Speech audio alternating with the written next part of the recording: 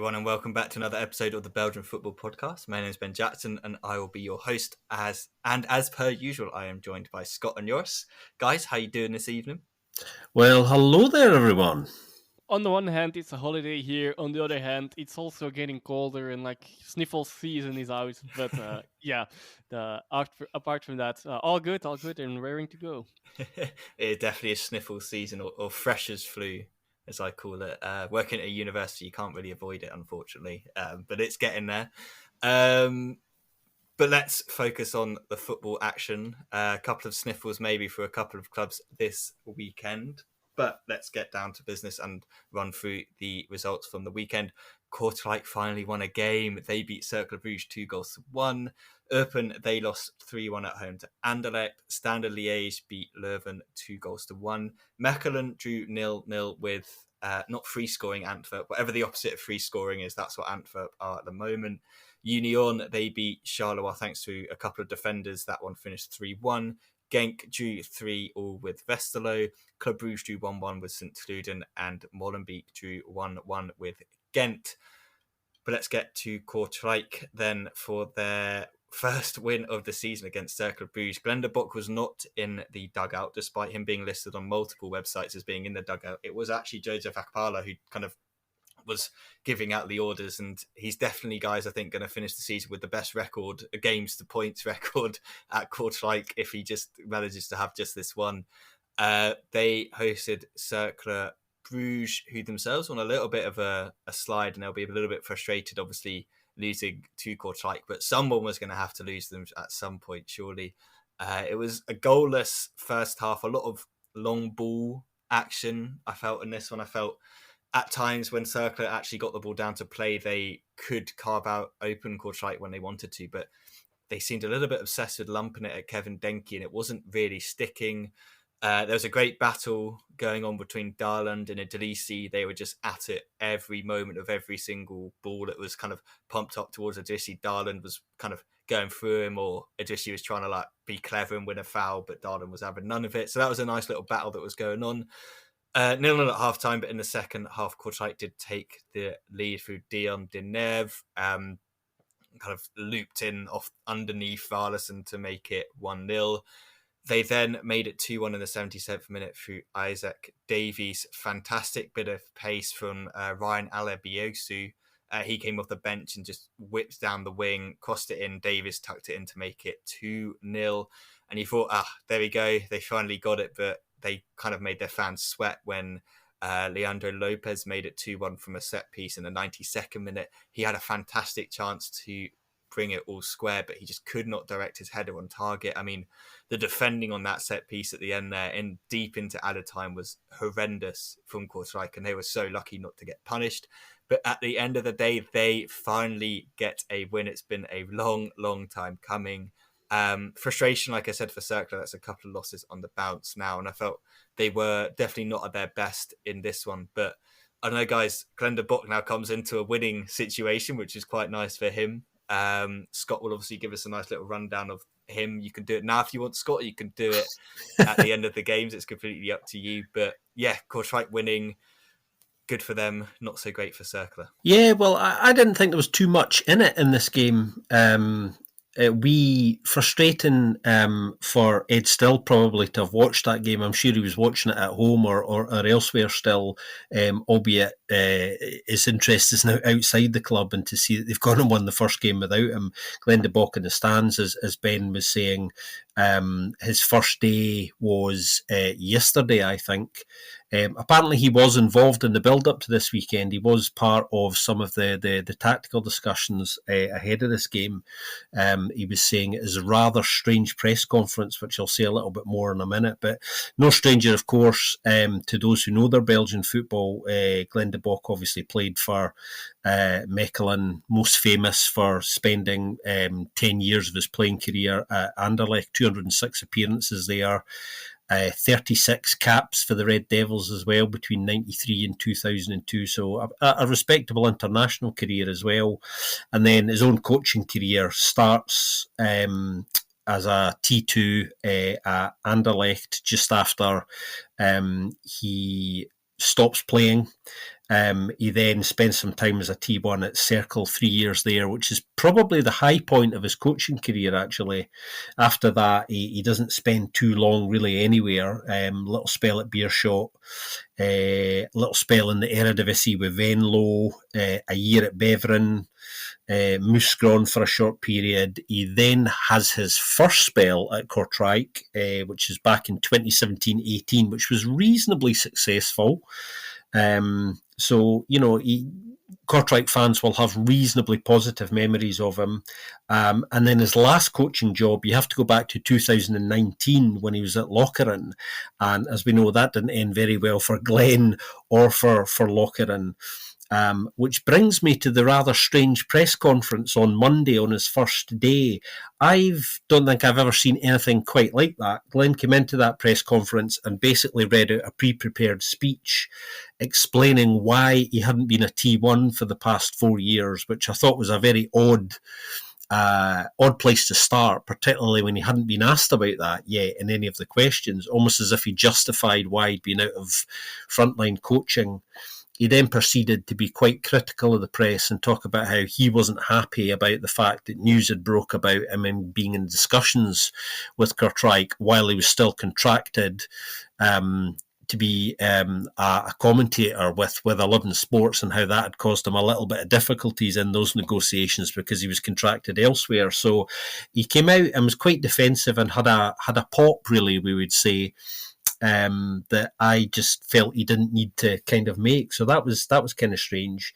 He also took exception to the fact that some in the press, the mainstream press that is, had referred to him as the cheap option after apparently Mark Wilmots and Besnik Hazy, who were seen as more expensive options, weren't interested in the post. So it was just a very strange, slightly confrontational experience, I thought, and it just didn't need to start that way. And I thought he's kind of put a wee bit of pressure on himself already there that he didn't need to. But I'm sure he'll be delighted to see his new side get their first win, so he can go in there with a little bit of positivity.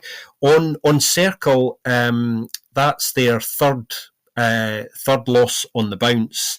The third time they've lost 3 in the bounce under Miron Muslic, which is really quite interesting in itself, I think. And just a question on Cercle, just putting this out there, I'm beginning to wonder whether some sides have figured out how to kind of combat Cercle's way of playing reasonably effectively now. It's just a thought. I mean, it's based on the fact that they've not quite been at their best recently for a wee while, and they've now lost 3 in the trot. So there are some early signs that some of the things we know that they do very well are being done slightly less well, which is going to happen, of course. But sides are finding small but reasonably effective ways of combating their playing style now. So some interesting questions ahead for Miron and his coaching staff to wrestle with, I think. Third loss in a row, indeed, after 3 wins in a row as well. So that in itself is also interesting that these things seem to happen. Regarding your open-ended question there, well, a definitive answer I definitely cannot give, but it might be the case. It happens. It happens with all teams. There is a few more teams in this division even that struggle a bit with that. I think, and also, well, on the other hand, they're underperforming on their expected goals. I believe they have 6 goals scored, less goals scored than they are expected. Whether that is down to the quality of the attack, or maybe they're taking their shots from the wrong positions, that's of course also an option, which might then lead a bit more towards the system, maybe, or the tactics in general. Maybe not system, but the tactics and the strategy. That I'll leave that also a bit in the middle for now. But yeah. Also, they only got their first shot on target in this specific game after 81 minutes, I believe. Or no, I'm sorry, 71st in the 71st minute. So nonetheless, the point being, it very late in the game, so that's not an encouraging sign. Nonetheless, like Ben said, they could have punished Kortrijk for not punishing them enough, and sent Kortrijk with even more nightmares and reflections and reminiscence about the game against Anderlecht, where they did concede the 2-2 in the final minutes. that did not happen. So Kortrijk could hold on to their first win of the season finally. Also, right in time for multitude of reasons. One of them, indeed, being the new manager being appointed. On the book, I'm not going to comment too much, but well, indeed, like Scott did the lowdown on his career, and yeah, he probably arguably one of his best spells, especially in the later parts or the closer to this era, or was his last good spell was at Kortrijk, I would say as well. And yeah, what else was there? Yeah, also another one that Ben already mentioned, Alebosiu, I believe. I hope I'm not mispronouncing that. But yeah, he very sad for Mesatu, who actually got off injured which made him get subbed on. But he also had a really great game in there. The few really good crosses, of which one in the end was converted. And yeah, that also proved vital for that first win. And yeah, the another reason for it being really a really good time for Kortrijk to win a game. It's always a good time to win a first game, but yeah, then now it is the next game that they are having, and we'll touch on that later on as well, is the game against Westerlo. So a real a real battle in a zone where you don't want to be, and that Ben definitely will enjoy watching. Yeah, I love a relegation 6-pointer or a basement battle. Yeah, let's move to another side that's on a nice little winless run, which is Eupen, and they continue that winless run, and they decided to kind of let that get going in the first minute. Anderlecht winning the ball back. Tia Leone with a nice ball to Anders Dreyer. He ran through and scored, and I read a hilarious article basically just saying about Dreyer, he's slow, he's not very good technically, he doesn't really do anything, but Rima loves him because he pops up with goals like this every now and then, but he doesn't suit Anderlecht's style at all. So I was just like, poor bloke's just been absolutely mullered in this article. But it was a nice finish, but he does drift in and out of games. That's definitely something that you can forget he's on the pitch, but it was a really, really nice finish from him, and he has a couple of times this season popped up with goals, and he did that as well last season. Eupen did get back into the game, however, before half time. Ball across was knocked down by Finn Bogerson. Nuhu had to really adjust his body to put it in, but it was a really, really nice finish from him to make it 1-1 at the break, which was certainly a frustrated Anderlecht. But Eupen, they'd been in it in the second half in the first half, after conceding that early goal. They just looked really vulnerable, though, quite a lot of the time.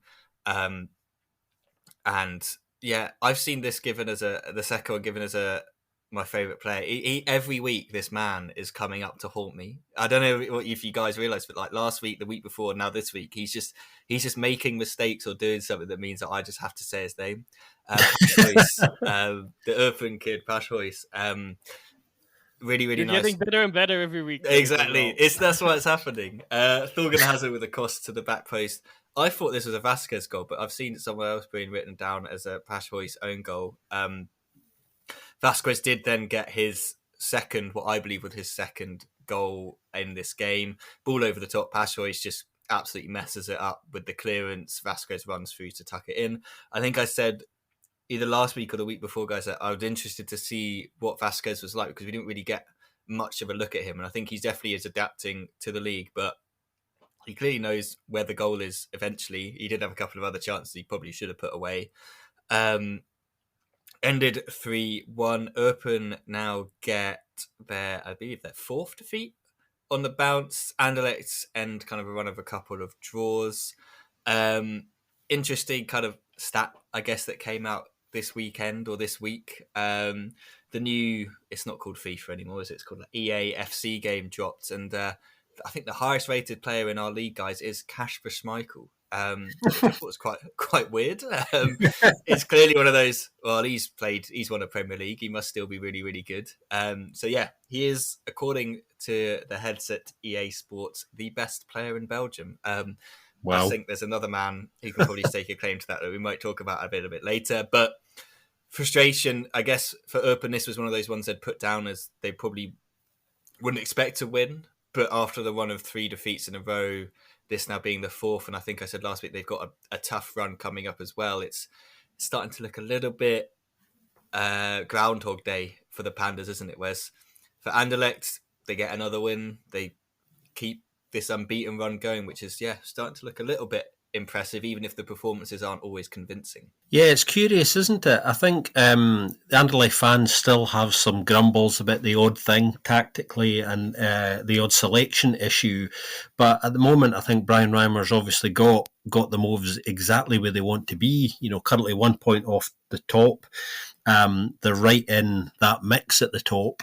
So Plan A is working from his point of view, and there's not too much, in truth, you can criticise him for. I know there was some people very critical over the last week about his contract extension, perhaps coming a little bit too early, and that's obviously a separate discussion. But I think in terms of where they are at the moment, he's the results are there to have them where they want to be. In fact, they're unbeaten in 9 now. Their last defeat was that rather awful performance way back on Matchday 1 against Union, which they lost 2-0, of course. Since then, they've had 5 wins and 3 draws, so they're on a pretty decent run of form. From my point of view, over those sort of 9 games, what I would say is I think the concern for me is they're not they're not necessarily dominating a lot of those games. They're looking very good in big chunks of the games. So for half-hour spells or maybe a whole half, they're looking very good. And I think that's something that they probably need to work on, consistently controlling games, because I think that's something they're not doing yet, but they're managing to pick up enough points to be where they want to be. I thought Dreyer was good this week. Vasquez, obviously lots of positives there. I think those goals will settle him down. He might get himself another 2 or 3 starts, depending on how quickly Dolberg recovers from what is not going to be a bad injury, but it's coming at a point that I think Vasquez will appreciate. I thought Tia Leone was quite bright, obviously kind of been credited with 2 assists this weekend. He's been coming in for a lot of praise, which I think is probably fair. He's been quite bright recently. So things looking, reasonably positive from an Anderlecht perspective all round. Eupen, on the other hand, was Ben Messane, lost their last 4. What's interesting about that, I think, is over those 4 games, they have scored 3 but conceded 9. So there's a pattern developing, and it's not just losing games, it's struggling to score but conceding too many. And that's a horrible, horrible combination, as we know. So it'll be really important that Florian Kohfeldt does something about that, and that doesn't gather any more momentum, because, as Ben was saying as well, they've got some tricky games coming up. The next couple are away to Antwerp at the Bossel, and then they have another away game at the Marion against Union. So they are 2 fixtures that, considering the form they're in, they won't particularly be looking forward to. No, definitely not. They're indeed conceding a bit much. I also personally feel on that first goal, Slonina cannot really concede that. Not going to blame him for the full game, because I think he did have a decent game all in all. But so he recovered well. That's even good. But from that angle, and with Dreyer with his weaker foot, you can't really concede that, I fear. Indeed. You guys already touched on Passhauser as well. He did not have the greatest of games either, making that own goal, and so on. And up front, they also had some issues. Nuhu indeed scoring. I can't get my head around it. He scored that one beautifully. Really, difficult one to take as well. But then he also fluffed one that you can't really miss in the first half already, where he didn't even get to a shot in the end. And in the second half, he also there was one that he had to put away, and that he didn't. On the other side, indeed, there were also a few missed chances from Vasquez, of course. Not only Vasquez, but plenty of chances in this game actually. Also, their first win after 3 draws for Anderlecht. Eupen, you guys already talked about their streak. Vasquez getting that first goal, you already talked about as well. That might be really good for his confidence, of course, as well.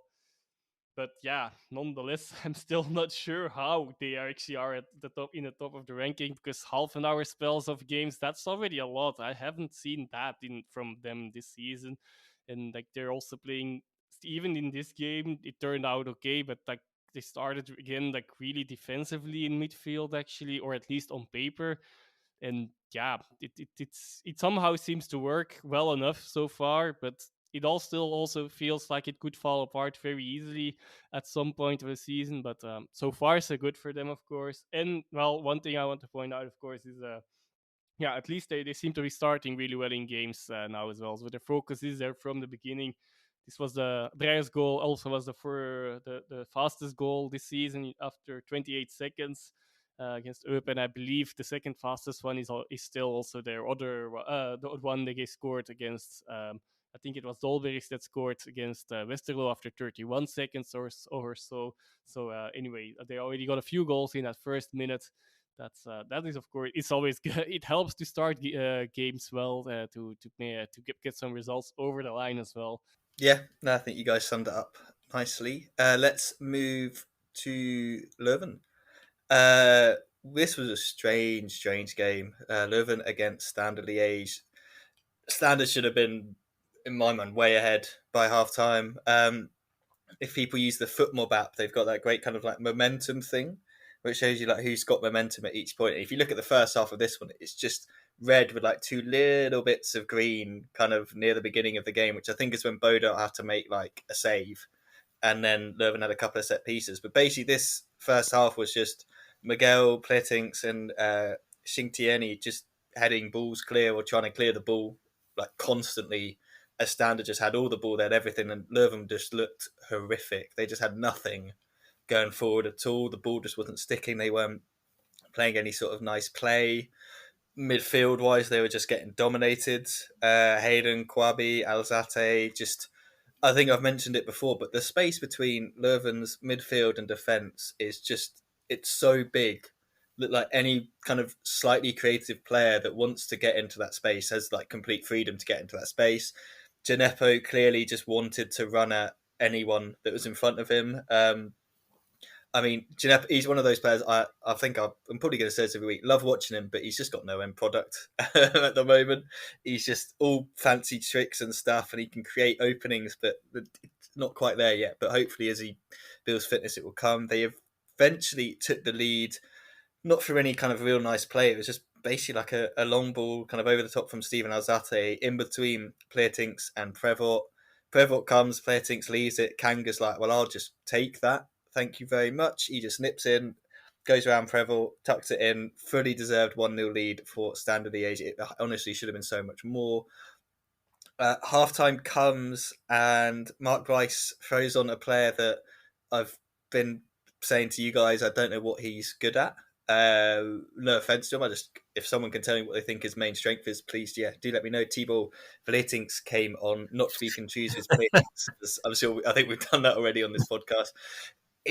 It was more the change of formation, I think, and I think Standard. I don't know. Their halftime tea talk clearly wasn't as good because Leuven did actually come out and start to play a little bit better and create some more chances. Hurfkins would have been kicking someone or anything when they did make it 1-1. Torsteinsen, who is their best player at the moment, he threaded through a really, really nice pass in between that Liège defence. Mendel ran on, really nice finish from him, almost kind of out of nowhere, and he just thought, Standard have just paid the price for not taking their chances. They still kept having them, and it just felt like it had to be Kamal Soa who was going to win the game for them against his old club. And he did just that. Ball came over to him. Really, really nice finish from him. Hands up in the air, kind of apologising, or being like, I'm not going to celebrate, even though he initially looked like he was going to. Then he's like, oh yeah, I used to play for these guys. I'm not going to do that. Finished 2-1 to Standard. Fully deserved win, in my opinion. They should have done a lot more with it when they had it in the first kind of half. They could have really killed this game off. For Leuven, it feels like they were building a little bit with a couple of decent results. Obviously, the win over Mechelen, the Kortrijk win, the draw with Ghent.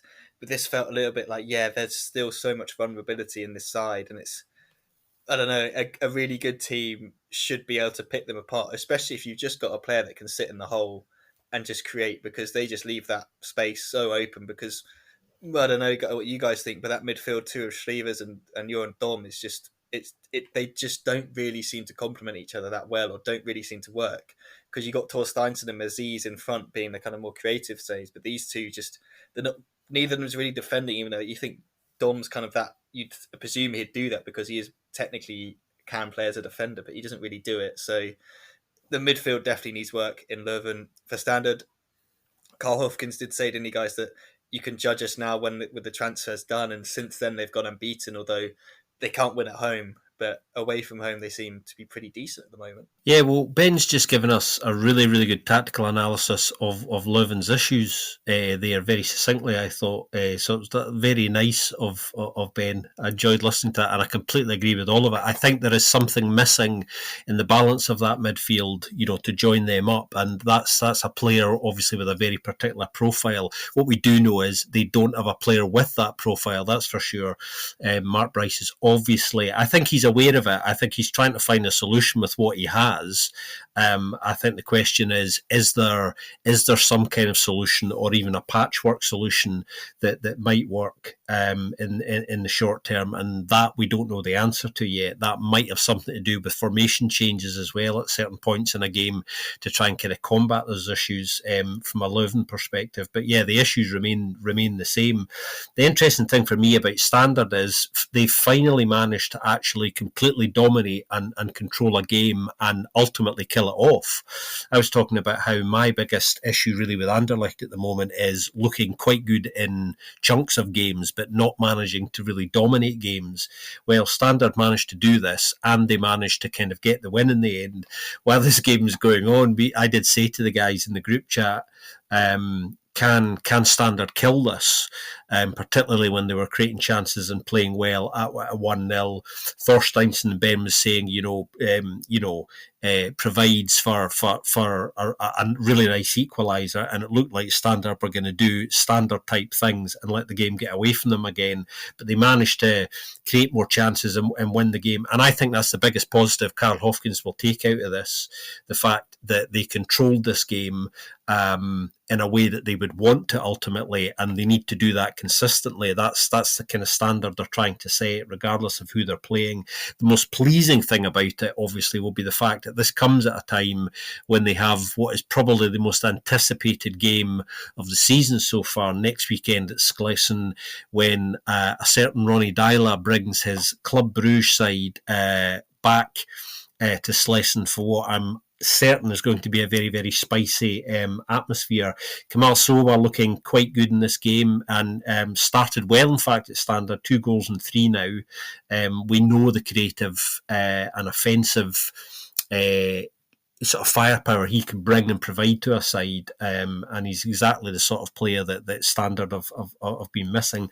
I thought Bacardi had a pretty decent game for Standard as well, actually, and Ben's already mentioned Thorsteinson, Leuven's best player. I completely agree with that, and I thought he had an above average game yet again this week. Yeah, and Club Brugge coming to a Standard that haven't won at home yet as well, of course. So that's another interesting factor. If they could take that first home win there, I think they will cherish these moments even more. But on the other hand, that's a second away win in a row for Standard. And they've actually been, in a way, very efficient. In another way, maybe not. They had more shots than Leuven had, but they only had 3 shots on targets and they scored 2. So yeah, that's making the most of those shots at least, but maybe not enough of the others. Also, their first win against Leuven since January 2016, which is another very remarkable stat. Almost 8 years. Of course, a few years this fixture has not been played competitively, but even then, that's a long while ago. Against a Leuven side that's always scoring so far this season. Not scoring enough, maybe, but they in total, but they have had a goal in every game at least. And and unfortunately for them, Platings was just tries too late on the goals from Standard, and should have done a bit better there, I suppose. But yeah, defensive issues, they're not completely new either, and in the end, I guess a deserved win for Standard. That's a really interesting stat that you just brought up, Yours, that they've scored in every game, considering we've said or presumed one of their issues has been finding a striker. But they're managing to score goals. It's the other end. I think we were so focused on the striker issue, we've all kind of ignored the defensive issue until Rika went down, and then you pointed out like who's going to play in the central defence, and it's looked patchy. I guess we could say. Let's move on to we can just quickly talk about this game. Mechelen against Antwerp. This finished 0-0. Kook had a very good game. 4 saves for him to keep a clean sheet for Mechelen. First one since they beat Eupen. So first one in 3 matches. So that's quite nice for them. For Antwerp, though, guys, what do you think is the issue at the moment? That's 4 games, without a win if you include the Barcelona game, but three league games, not without a win and without a goal, which is probably the more concerning thing considering some of the players they've got.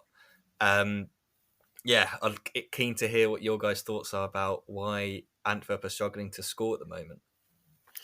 Well, Ben already gave us the kind of scoreless run stats there, because I'd underlined them in red pen actually when I was preparing my notes for this. I don't really know kind of what's behind it, but I do think obviously there has been an over reliance on Janssen generally. I don't think Kerk offers enough to provide strong enough kind of competition to Janssen in that sense. So that's my feeling about generally kind of what's going on up top. I think it would need a closer look at the numbers in terms of the kind of service to Janssen really. Because I think there's been a general drop off on the whole. I suspect something slightly abstract is also a factor here in the fact that albeit they've only played one European game, that game against Barcelona. I think the mindset psychologically of knowing that that's going to be the pattern for them now for a little while, this seems to have started to occur since then. Up till then they've actually been okay, I think. So I don't know whether there's a link there. It's something they will be looking at, because it's now at a point where I don't think it's just an unfortunate spell. I think there is kind of something kind of more to it. And then the bigger question, I suppose, is if, for example, there is a bad injury to Janssen in a situation like this, then they're kind of in trouble, because they're looking at somebody like Kerk who isn't going to score as many goals, I don't think, as Janssen. Isn't it interesting, of course, that a certain Michael Frey is still at the club, still banished from the A squad? Mark Van Bommel was actually asked recently, funnily enough, just a couple of weeks ago, whether there was any possibility at all that he might come back into the fold.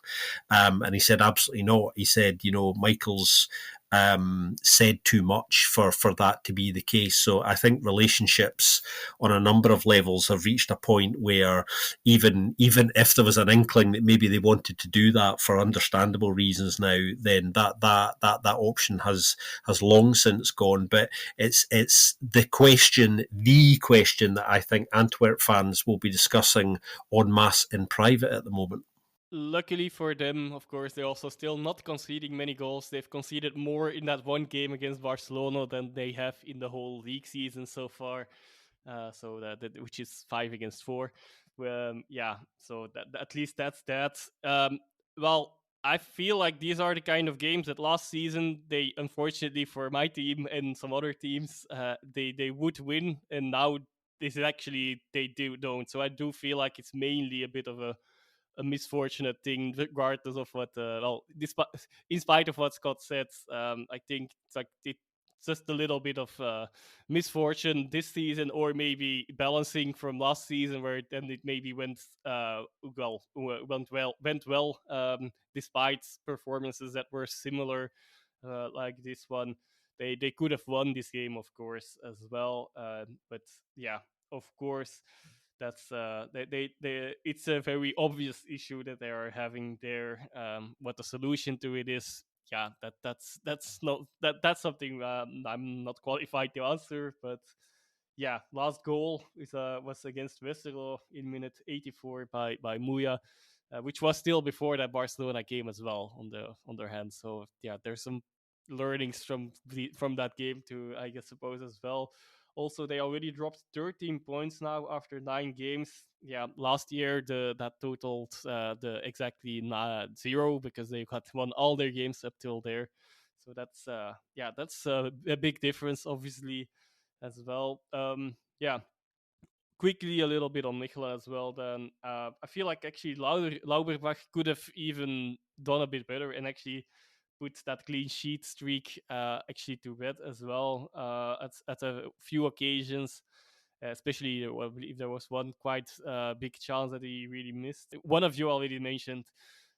Yeah, a useful point is how I wrote it down after a few losses in a row. So to not get completely down, pulled down, yeah, in confidence and so on.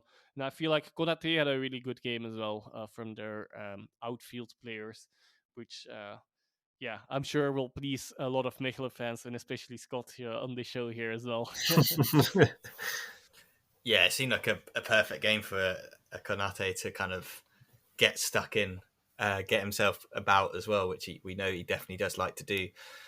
I think for me on Antwerp, I think it's hard because obviously the sample size is so small, but I thought Jacob and Dredge gave them something early season. I think him being injured has been an issue. And I still have in my mind, Muya and Kirk are like, they're backup wingers. They're not starting quality in mind. And yes, you can debate how inconsistent Balikwisha is, but I feel like he's a bit more of a goal threat, but he should be more of a goal threat from like the times we've seen him be a goal threat. Whereas Muya, yeah, I mean, he's just an interesting player because he just does some stuff that's a bit chaotic in my mind, that's not always efficient and effective. Whereas on Dredge, yeah, he had some quality, it looked like at the beginning. So, but then you're also looking at other players like an Camp from midfield to start contributing some more goals. I don't know, maybe if they just give the penalties to Alderweireld as well, that would have made a difference. But anyway, we'll leave the penalty situation alone. One side that showed that you don't need to rely on the strikers to score goals were Union when they hosted Charleroi on Sunday lunchtime. Charleroi just decided they didn't want to defend set pieces. Union were quite happy to oblige. Cameron Puertas' 17th minute free kick was headed home by big Ross Sykes.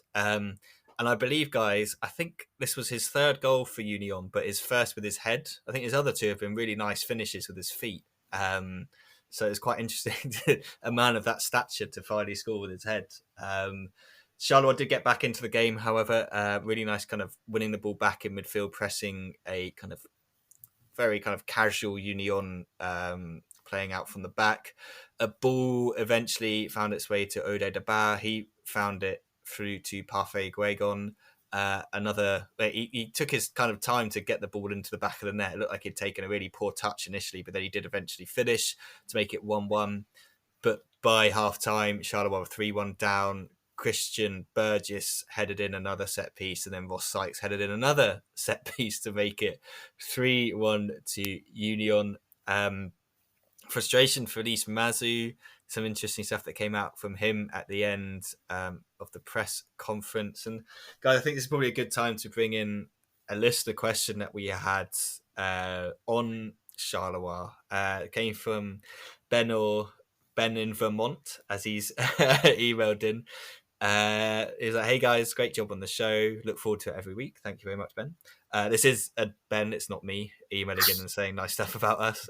This is a relatively new Pro League watcher in the US, and he's been watching a lot of Charleroi this season. I hope that's by design, Ben, and not by accident. Is it time to panic? After 9 matches, has ever seen Fernley stuck in a relegation zone? He watched them against Union the past weekend. And while they had some moments of quality, they generally seemed to step slow and always a poor decision or bad giveaway pass from sending Union on the breakaway. Coffee plays risky and overextended in spite of his moments of brilliance. I think we probably all agree with that. You get the good with the bad with Herve Coffee. Mazu is a local guy, and it's a great story, especially given his history with the club, but how unstable is his situation? My understanding is that the Charleroi Ultras are not a particularly patient bunch. So yeah, guys, thoughts on the game and then thoughts on Ben's question about Charleroi. Well, it's a really good question, actually, and it comes at a time when, as our Ben here at the BFP was saying, Felix Mazu was quite frank in his post match press conference, coming out and saying that his team are going to have to wake up. That's what he said. If they're going to continue working together, I think he was angry and frustrated at what to me was purely kind of poor concentration issues. Coaches in football at all levels will tell you how important set pieces are in the modern game. Really, really important, and we saw a perfect example of that actually being the case. Conceding 3 goals from set pieces will be hugely frustrating for the Charleroi coaching staff. You concede 1, okay. You can maybe live with that. 2 is poor, but if you concede 3 in a game, then there's an issue, and this comes back to I think Mazu's point and being frustrated with a number of things. And for me, it is a concentration thing. I think defensively, particularly in this game, they were poor. There's no doubt about that at all. I think they've been patchy over the course of the season. They started very slowly and poorly, I thought, and then they started to improve without winning games, and are now looking a little bit patchy again. I think the frustrating thing for Felice is there is some quality in this side, but it's not coming to the fore, and it's individual errors and lapses of concentration that are costing them sort of generally at the moment. I think it's too early to panic, but I do think what Felice was saying indicates that he himself is actually quite worried, and to use words like that, I think is definitely a T1 who's sending a warning to his own players that, look, there's not a lot more I can do. You need to apply, all of the hard work that we put in each week, on the pitch. Otherwise, that's kind of pointless. So I think he's becoming increasingly frustrated and having a harder time there than perhaps he expected to have. So yeah, I wouldn't panic yet, but I think the pressure is increasing on him. There's no doubt about that. Union, on the other hand, just a quick word on them. I thought Cameron Puertas in particular had a great game this weekend. I thought he was really good. I know our Ben, again, second chance to use that phrase this week, is a big fan of Cameron's, and I think he is now looking really comfortable and settled in this Union side, and is quite a big part of the new setup under Alexander Blesson. Yep, he definitely had a great game here. And I think Scott said a lot of. I think I can only agree. Maybe also just in short, they've always been a bit more reliant on their organization defensively, and yeah, that's not showing up that much this season. And unfortunately, in attack, they are not able to compensate that so far as well. So I guess if for me, that the issues lie indeed a bit with, like Scott saying, with some defensive individual errors, but that also cannot really be recovered anymore by this organization. That seems to be a bit less robust as the previous years as well. Yeah, conceding 3 on set pieces like that. Not only conceding 3, but also like a few more chances came from the set pieces as well even before the third one went in. Interesting fact from Sykes from Ben as well. I'm not sure if it's correct, but I have no reason to not believe it. I also had one interesting one. He has now 4 goals scored in the Belgian Pro League. 3 of them came against Charleroi as well. So he likes to play them for sure, which is interesting for a defender specifically. Of course, for a striker, that would already be impressive stats. Now that these are for a defender even more impressive in my eyes, in my view. And yeah, Union, of course, also go top, joined top, but as well after this weekend. So they've done good business for sure. on Charleroi. Well, in this particular fixture, they might not have completely lost or have given reason for all the doubts outside of, well, of course, the obvious set pieces defending. But they also scored their first goal against Union since Union are back in the league. So that's already in a little bit more in the third season now that they are back. It was the first goal they actually scored against Union. But yeah, unfortunately for them, they're not getting much more out of it either. They still have lost all their games in the league against Union since that return as well. So it's seems to be a fixture they're not very very fond of. And that's in contrary to Ross Sykes. Yeah, no, I'm pretty sure. I just have this memory of his other two goals being really well taken finishes with his feet, which they just stick in the memory. That other one against Charleroi definitely was. But I don't recall the other one anymore. I think it might have been against Oostend. I just have Oostend in my head, but I can't remember. I'll dig it out. I'll find a way. Yes, obviously, yeah. Puertas, what a player. 20 points in fantasy football for him this week as well, which I think probably other than Sykes is probably the most points anyone got that wasn't captained or whatever that does to your players. But yeah, obviously he's in mine. But yeah, Union taking advantage of draws everywhere else. Let's go to the first of those, which was Genk against Westerlo. Winless Westerlo against stuttering Genk, I guess we may be able to call them, but it was Genk that took the lead. Crossing to Arcadare, his header. At first, I thought it was definitely a knockdown to Munoz to score, but on second viewing, I'm trying to work out whether actually it was a header that was meant to go in on target, but he had a case of 50p head and it just slid off the side and Munoz was there to tuck it in. It was such an easy goal, though, regardless. However, Westerlo did get back into the game. Lucas Stassen took advantage of a bit of bobbling in the box to smash home his first goal of the game. Around the 42nd minute mark, Christian Bar picks up a yellow card, obviously mentioning that for important reasons. Bilal El Kanous then turns provider. His cross the back post is easily tucked in by Yoris Kayembe. Just absolutely no marking from Westerlo on that one. Game basically kind of turns a couple of minutes just before half time. Bonsu Bar has the ball, and I think it's Thomas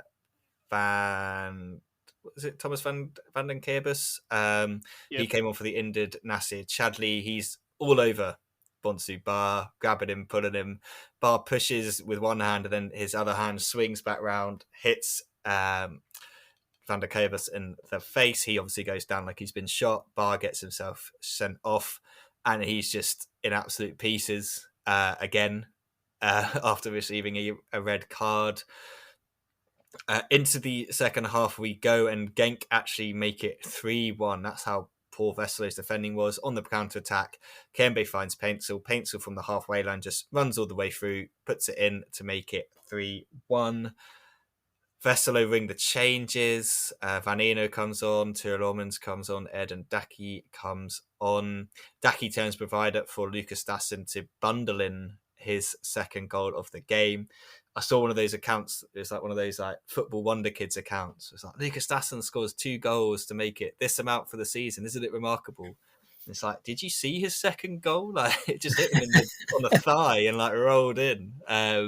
Obviously, it's great to see a young player scoring some goals, but it was just like maybe you should check that one, especially when there's a 15-year-old kid scoring worldies in the Challenger. Maybe you should focus on him as well. Unfortunately for Genk, Westerlo come all the way back. Stassen to the back post. Turelommans tucks it in. The defending on this one, I couldn't quite see which one. I think it's Cuesta is just marking absolutely nobody. Munoz then has 2 players to mark, gets caught on one of those players, which means Robbins is just completely and utterly free. But it is a really nice finish from him to make it 3-3. Genk have gone from the comeback kings against St. Sluden to throwing away a 3-1 lead themselves against Westerlo. Joris did say he had a rant, but he's since calmed down just a little bit, so maybe it'll just be like a semi-angry rant, I'm not sure. But Joris, thoughts on this ridiculous game? Because your immediate reaction, I think, was like, how the hell do you draw 3-3 to this Westerlo were, I think that was your words. These were my words, and like these ones I definitely stand by. Definitely, yeah. Regardless of all the other circumstances, they should have pulled this game over the line, and yeah, I think that's important to mention as well. Of course, still no home winning the league. I thought the curse was finally going to be over after I seeing that. I didn't, unfortunately, couldn't watch much of this game. Only I saw the more dramatic parts from my side at the end, but I thought that curse would be behind, but there's something in the water there, or some, I don't know how to mention it. Maybe it's different, not in the water, but in the orange slices in the break. Maybe I don't know. But yeah, anyways, this definitely needs to be resolved some way. Third draw in a row as well. Yeah, I'll focus first on some general things as well. So third draw in a row for Genk. Yeah, luckily other teams also have not drawn a lot, so it's actually in the ranking it's not that bad as it could have been already if other teams would have won more, and then if there were not more surprising results already as well. But yeah, just not giving away a 3-1 lead here. Yeah, that even if you're down to 10 men, it's a shame for sure. Paintsel was a bit wasteful with a few chances as well. He did score in the end, but I feel like he probably should have scored once or twice. Well, definitely once, maybe even twice more. And of course, then everything would have been a bit calmer anyway as well. I feel, of course, Tassin indeed definitely these were a shout despite how the goals are. He's a really good poacher, and he's showing that, and he showed that in this game: 2 goals and 1 assist. Rommels, of course, the irony, of course, then of Rommels being the one at the end of the equalizer. He didn't even celebrate that much, but of course, being just coming to Westerlo this season after spending most of his youth career at Genk. So yeah, putting that behind one of his I am assuming here one of his friends in Van der Voort as well, or at least former teammates for a very long time. He was very modest, maybe a bit too modest even in not celebrating that goal. Because of course for Westerlo it's an important point, even though they're still winless. And of course I already mentioned that game, that they have a very important game coming up next weekend against Kortrijk. It's definitely going to be a boost for their confidence that they came back in this one. Also, they had 64% possession of the ball. I think one of the issues lies there as well. Generally, Genk are a team that likes to have the ball a lot. Even though this season I feel like it's changed a little bit, that they do enjoy playing a bit more on the counter attack as well. But 64%, that's already a lot, and they were not pressing at all and just let Westerlo come at them in the final. After 3-1, basically, maybe after 3-2, Paintsel had then the chance that he always should put to bed, and that would also have put the game but to the end, and would have most likely decided that. But after that, which is at least 35 minutes, I believe, they let Westerlo come at them and without enough pressure on the ball. Yeah, and then the 1 point, of course. So my rant that I had was mainly on the tactics, which I now covered, I suppose. Not really a rant, but yeah, I'm not sure. It could have should have gone differently. Secondly, thirdly, are connected with the refereeing and the VAR here, and not only on that red card. Actually, there was a bit before that. So, there was a phase where Bilal Elkanous got, in my mind, clearly fouled and got the a free kick originally, and ultimately it was I believe the VAR was like, that foul, is it, if you think it's a foul, it's a penalty. It was inside the box. So then eventually the ref goes to check the images and then decides, it's not inside, maybe it's inside the box, but I don't think it's a foul, which does not really seem like what you can do as well. And additionally, also Tolu actually got the ball after that phase in a quite a good position. So I'm not sure if it should if it should not have played to the advantage before anyway already as well. But now in the end, it was a ball for Westerlo, which felt really unfair as well. That just did not add, I think, to the atmosphere in the stadium specifically as well. And then, yeah, Bonsema, that second yellow card, or no, actually the straight red card, which is now already has been admitted by the referee already. Like it should have been, would not have given a red card actually, even after looking at the images, but a second yellow card, which in the end would not have changed much for inside this game, of course, as well. And ultimately, by the knowledge of now, Bonsema did not get any additional suspension, so actually might have gotten off a little bit cheaper than he would have if he would actually have gotten that second yellow card. Another weird thing in the system and in the rules, I suppose, there. But yeah, I feel like, yes, you can give that.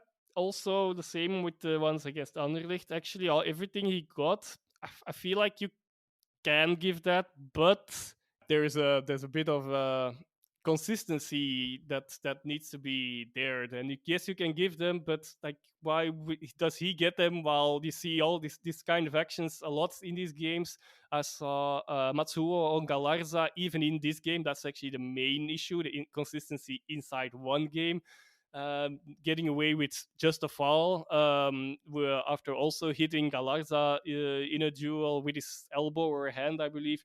Not that I'm saying that he should have gotten a yellow there, but well, the one is a yellow, the other one isn't. Additionally, then also a second yellow, in the end not. Well, that makes it all very complicated how it went, but like anyway, a completely different judgment of relatively similar phases inside one game. And then secondly, yeah, okay, I can also live with that if other situations and players also get the bookings that they actually deserve.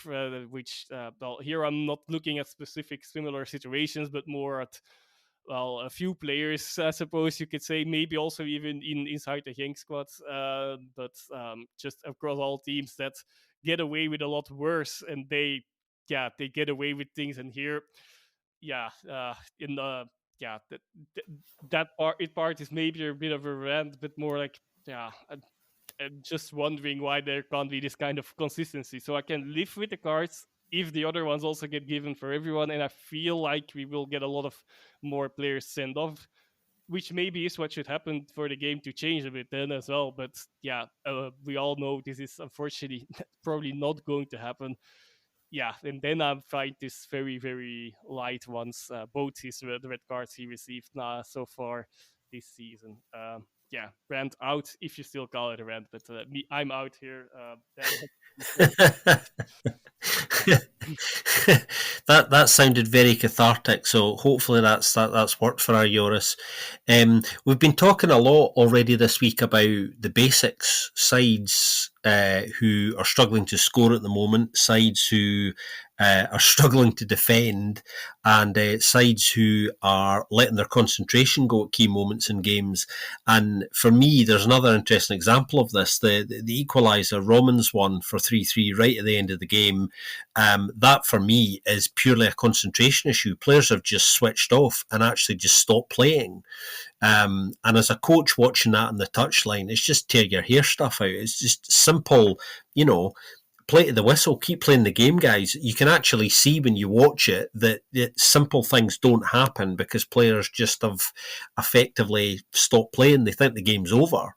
And are not doing the simplest of things. So, yeah, it's some real basics letting people down behind all of that hard work again. Really hugely frustrating stuff for coaches. Joris, you definitely summed up everything that happened in that game and the kind of reactions to it. And yeah, I think there'll be that frustration when they came back that week before and they couldn't hold on themselves this week. The side they obviously came back against was St. Truden. They travelled to the Jan Breidel to face Club Bruges. And yeah, they just kept on playing how they've been playing. I would love to see the last time they left the Jan Breidel with 51% of possession. I wonder if that's ever happened, especially against Club Bruges. Maybe against Cercle at some point in history, but I can't imagine it happened many times against Club Bruges. pretty even first half. Dedrick Boyata was brought back in for Yorni Spielers. Dropped or not, you can kind of make your own mind up about that. Neither side could find a way through in the first half, although by the end, St Truden were having a fair amount of chances. Dyler made a couple of changes at half time.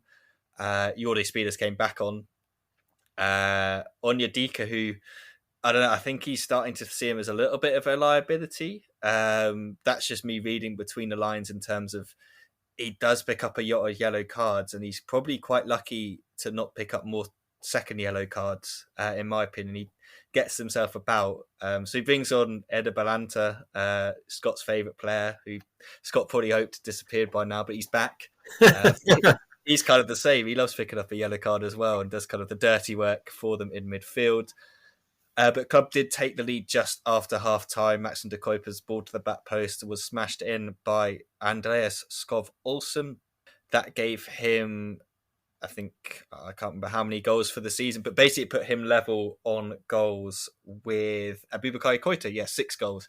So that gave Skov Olsen his 6th goal of the season. Him and Aboubakar Koita now level on the top of the charts.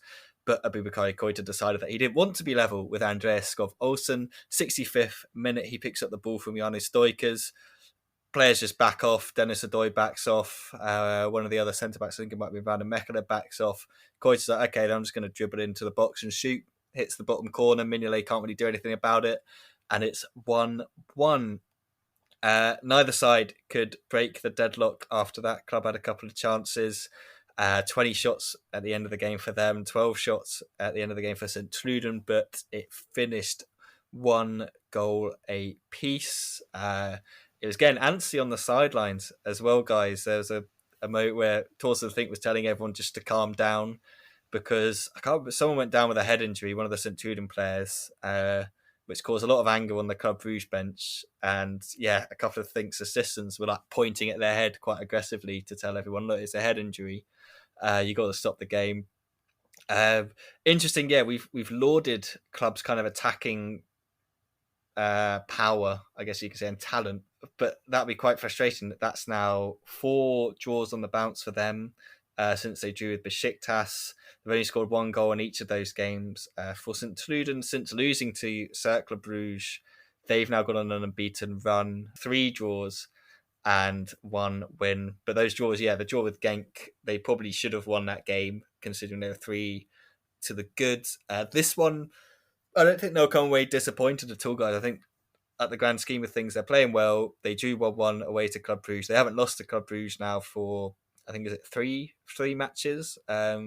So they're kind of playing reasonably well. But yeah, Skov Olsen as well, I think, we're talking about Koita, he's got those 7 goals, but Skov Olsen's 6 goals, he's really, really starting to kind of prove himself more and more that he's just not going to be there at the end of this season. Maybe even in January, if someone comes in with a good enough offer, he might be off because, in my opinion, he is one of the, if not the best player in the league at the moment. I think he should have been considered that for quite a while just because he's just such a goal threat from out wide and he makes stuff happen for them. But frustration for Club Brugge, and again, this was another result that Union were very happy to take advantage of. Yeah, well, Ben was mentioning there that that's been 4 games if you include the Conference League game against Besiktas. 4 games without a win now for Club, despite them playing pretty well in most of these games.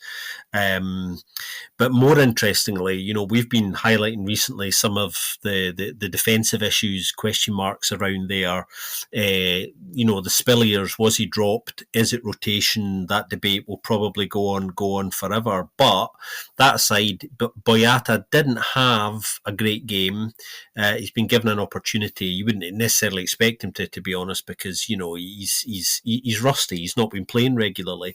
But yeah, a little bit of I'm going to say rotation in this case, just to mix it up and see how it goes. I think that's what Ronnie's thinking is more than anything else on this occasion, to see if it does make a difference to the players around them.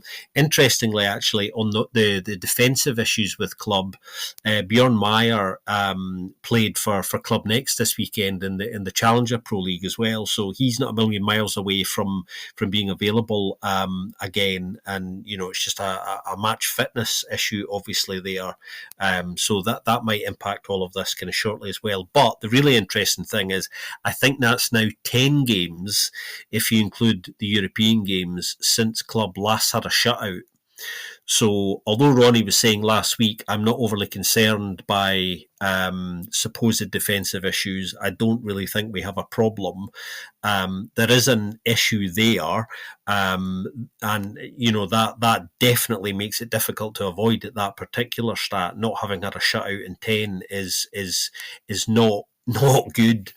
Skov Olsen, just to circle back round to him there, Ben was talking about how good he's been. I think club have agreed with him that he will be allowed to leave in the summer, if not before, if the right offer comes in. So I think they're aware now that that this will be his final season there, and he's a player who's becoming, as Ben was saying, incredibly important to them. Fantastic finish for that goal. Technically, he's a really gorgeous player, actually, capable of scoring from positions that most players wouldn't even try to as well because of his touch and technique with the ball. But yeah, the defensive issues are one for us to kind of keep an eye on. Looking at their upcoming fixtures, they've got some biggies. They're away to Bodo Glimt this week, obviously, in Europe, and then Ronnie goes back to Slesen, and we referenced that earlier, and it's just another chance for me to say spice alert. Unpopular opinion here is for me that Skovolsen is getting a little less he's becoming too predictable and less effective than he could be. Well, effective maybe not in the sense of scoring, but he seems to be picking his moments rather than actually performing well during the whole game. Of course, if he keeps giving them the goods, that's they're really reliant on them as well. The Nusa injury is hampering them as well, but it feels also on the whole as a team then that they're actually over reliant on those two, and that the rest of the attacking force is of course still good, still should be good enough for in the league, but it's still a major drop off in quality, it seems, and they're not stepping up enough, generally speaking, here. But yeah, indeed, I think most things actually have been said. Ben touched on a few things I wanted to mention as well.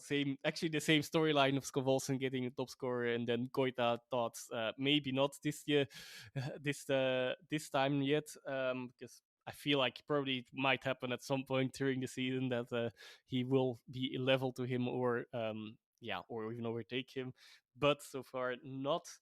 Also feel like the only thing I actually still have as well, like that Suzuki got the better of Mignolet in this game, because I feel like Koita's goal, of course, he takes a bit of an unexpected shot, but I feel like Mignolet really could have done a bit more there. Nonetheless, he got a bit too surprised, maybe. In Suzuki actually had a good game, of course. Club Brugge had the chances to win this game despite Sint-Truiden playing well, of course, but Suzuki prevented them from doing so. Yeah, we're getting good at reading each other's thoughts and saying what other people want to say. Final game, another draw. Ghent against Molenbeek. Molenbeek coming off a dramatic loss to Union Saint-Gilloise during the week in the Brussels derby. 2-0 down, got it back to 2-2, then lost 3-2 right at the death. They went 1-0 down after about 21 minutes, and this one, Malik Fofana with a really, really nice finish to make it 1-0. However, just before the end of the first half, Matar Gay got another goal for him to make it 1-1. Both sides kind of huffed and puffed, a bit more huffing from Ghent than it was from Molenbeek in front of goal. They'll be kicking themselves as to how they didn't win this with 19 shots, XG of about 2.4, I think it was. And if you consider where Fofana shot from, I can't imagine the XG for his shot was that big. 9 of these shots on target, 5 big chances according to how FootMob rank these. Well, I'm never really sure how you rank a big chance, but there you go. That's what they put it down as. Ghent kind of had most of it in the second half, but just could not find a breakthrough. So they kind of surrendered top spot to Union. Union obviously having won more games than them this season. Lots of kind of questions, I guess, guys, that people ask about the starting kind of the strike force starting for Ghent. It was a Fofana, Tissoudali, strike force, Gift Orban, obviously on the bench, which is kind of where he's spent a reasonable amount of time this season. Safe to say that Heinz pretty kind of happy to mix and match up front, and kind of the only really settled kind of positions, I guess you could say, is that back three of Turun Liga, Watanabe and Kandus, and then Desart and Coombs in the middle.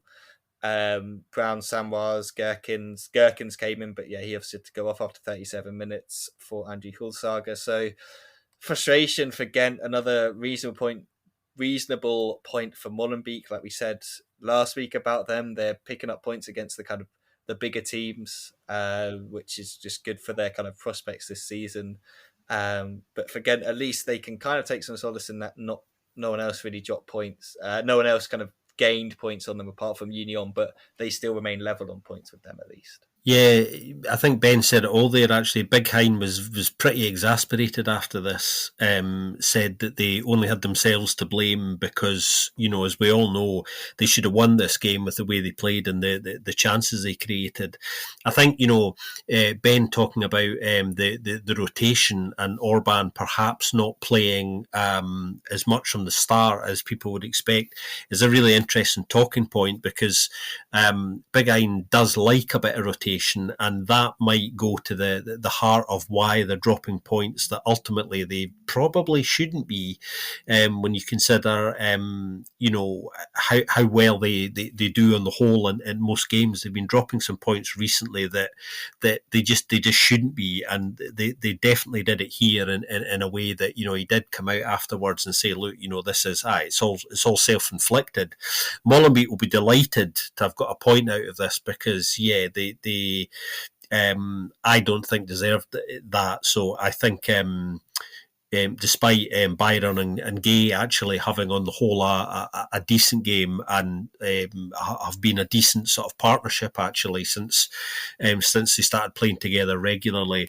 I mean, again, it's frustrating for me, funnily enough, actually talking about this, and I do wonder whether maybe what I would like to see Tissoudali and Kuipers and Orban all playing together. There are reasons why that can't happen, but I would like to see that being tried for a period, just to see how that would work, because obviously Tissoudali is an incredibly flexible player, and we know that Orban and Kuipers are pretty effective together.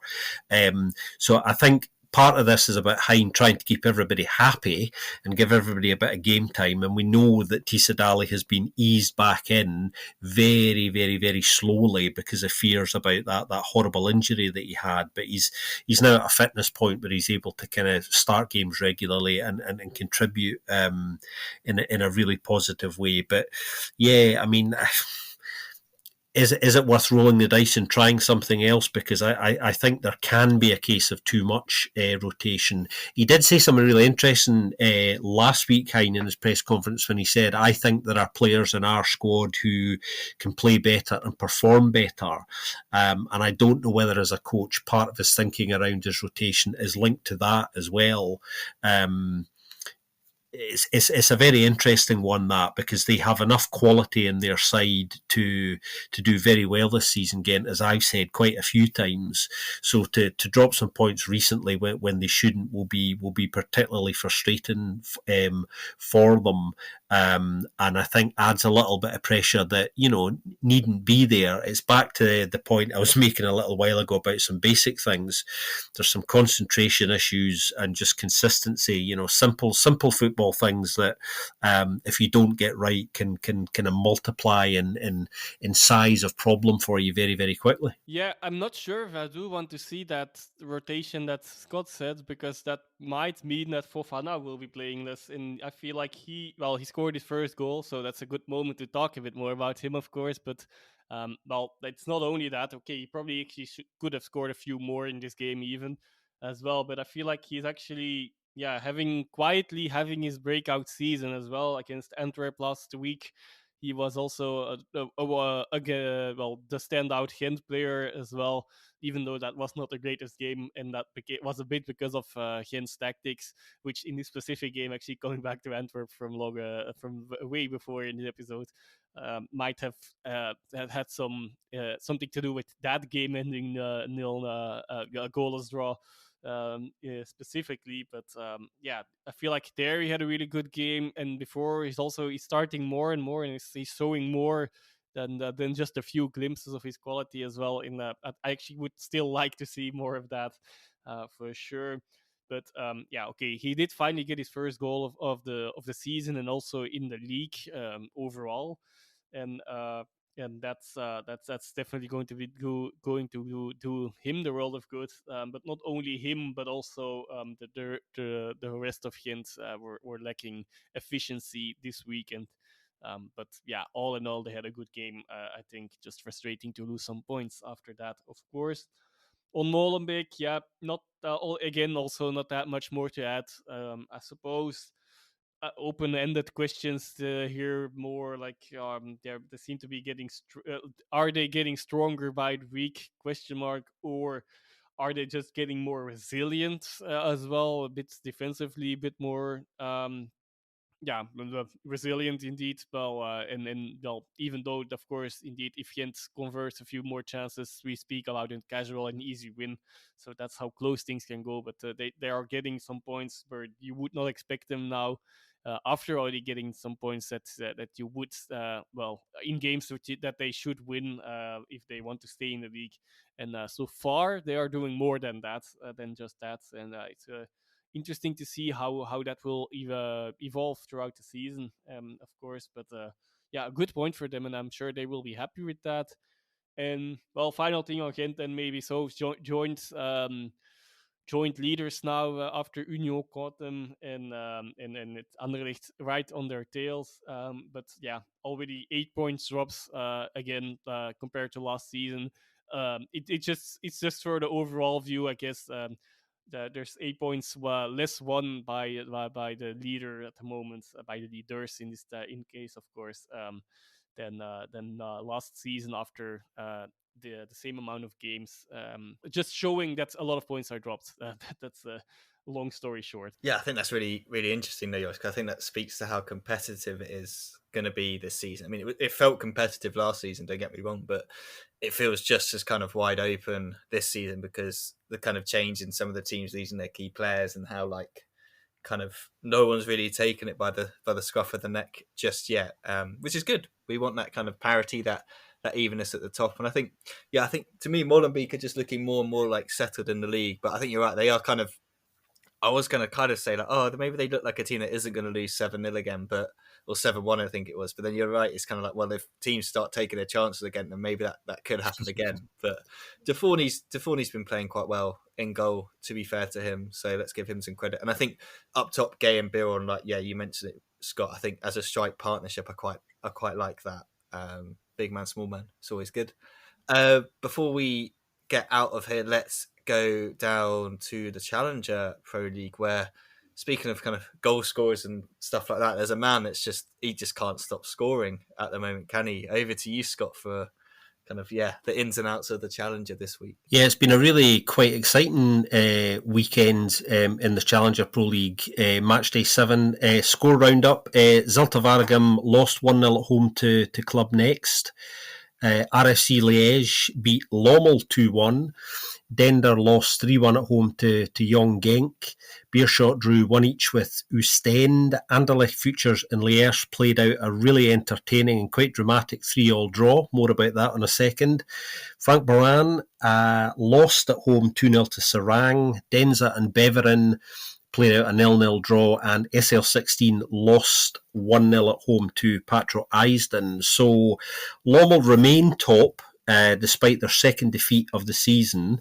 Patro Eisden, everyone, have now gone up to second as a result of Zulte's defeat this weekend. Patro are now unbeaten in 5, so they're on a rather good run at the moment. Ben mentioned somebody who's absolutely on fire. That's RFC Liege striker Adriano Bertuccini, who we spoke a little bit about last weekend.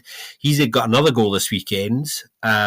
He's now on 7-7. He's the man of the moment, and I think a lot of eyes are now watching him. Joris did tip his hat to him in our pre-season preview, so perhaps we do know a little bit about what we're talking about. Somebody else worth highlighting here, Young Genk's 15-year-old attacking midfielder, Konstantinos Karetsas. I'll say it again, Konstantinos Karetsas. We've already mentioned him before, but he scored another absolutely fabulous goal this weekend, which was his third in 7. He is only 15. But we're going to be hearing a lot more about this kid, I think, not only from us, but from other people. He's looking very good indeed. The big story of the weekend, the big drama, as I was alluding to, the 3-3 draw in Brussels between Anderlecht Futures and Lierse. So Lierse salvage a late draw with, wait for it, if you don't already know the story here, with 9 men. They played the last 34 minutes of this game with 9 men and scored a breakaway equaliser in the 94th minute to come away with a point. That's not something you see very often, and was pretty exciting. And one other little story in the CPL this weekend was the pre-match kickoff between Denza and Beveren was actually taken by a certain Jean-Marie Pfaff. Everyone remember him? I always love it when they get people out to do the kickoffs, especially when the commentators have no idea who they are. Usually that happens in England, doesn't it, where you get them watching like a European game and it pans to someone in the crowd who's like a club legend and they just have no idea who they are. It always makes me laugh. But another thing that made me laugh was Zino Garno's miss for Zolta Varagem. If you haven't seen that, definitely have a look at that. That was a bad one. Up there with with Nuhu's miss as well, I think. Yeah. It wasn't great, but yeah, Bertuccini, man, what a run of form he is on at the moment. And yeah, Karetsas, it's just a matter of time, isn't it, before the Twitter scouts get wind of the 15-year-old kid. I'm sure they probably already have, but yeah, Genk can probably start counting some of the millions already. I don't know. The way that he's kind of going, you're going to get all the big clubs linked to any sort of like teenager. 15. Am I right, Yoris? He can't legally drink in Belgium either, can he yet? Do you have to be 16 like in other European countries? Mm-hmm. No, it's just ridiculous. But about the millions, of course, that's not the case with the contracts until you're 18. So that's something else. Let's see. I'm quite convinced, but I can't say that for sure. But that it's not a second case of Nika Gots as well leaving the club before actually the great breakthrough comes. Of course, he's doing a good job here, and I hope he keeps doing it, especially since he's literally from right behind the stadium that he grew up. So that a very, very local boy. Oh, wow. Stay in Belgium just a few years longer and keep entertaining us. And for God's sake, drink some of that beer at the first available opportunity. Can you imagine leaving and missing out on that opportunity? How tragic. Exactly. He wouldn't know what he's missing. Anyway, that pretty much sums up this week's episode. Guys, as always, it's been a pleasure. Yep, it's been great to chew the cud. Cheers for your ears, everybody, and good luck to all 5 Belgian sides in European action this week. We've got some tasty games. Yes, let's grab some more points this week, hopefully. Yes, we could do some more coefficient points, and some wins would be nice this week as well. We'll obviously recap all those games next week once they've happened. As always, if you've got any questions for us, please do let us know. If you like what we do, please do leave us a review on your podcast app of choice as well. Once again, thank you very much for listening, and we'll speak to you very soon on another episode of the Belgian Football Podcast.